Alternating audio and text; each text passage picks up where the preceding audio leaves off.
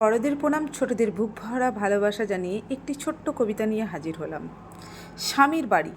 শাশুড়ি বলেন, কাজ করি না, মোবাইল নিয়ে থাকি, একটুখানি ঘুমিয়ে থাকলে করেন ডাকাডাকি। বাবার বাড়ি যাব বললে মাথায় পড়ে বাজ, তারাই বলে তুমি গেলে কে করবে গো কাজ।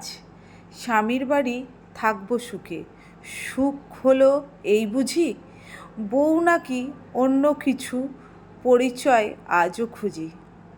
অনেক ভালোবাসা। সুখে থাকার জন্য পুরো পৃথিবীর দরকার হয় না, শুধু নিজেকে বোঝার মতন একজন মনের মানুষ পাশে থাকলেই হয়। শূন্য বসালে যেমন যোগফল শূন্য হবে, ঠিক তেমনি যে আপনার নয় তার জন্য পুরো পৃথিবীর সাথে যুদ্ধ করলেও সে কখনো আপন হবে না।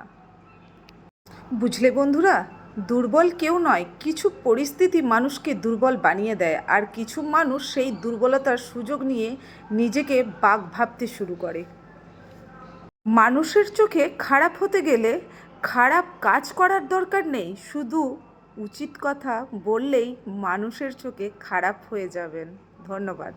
মা, মা শব্দটা কত সুন্দর, তাই না? যেখানে মায়ের নাম সেখানে আনন্দধাম। পৃথিবী যতটাই কঠিন তার থেকেও বেশি কঠিন মানুষ চেনা। আমি তো দোটানায় পড়ে গেছি, কে ভালো কে মন্দ এখনও বিচার করে উঠতে পারছি না।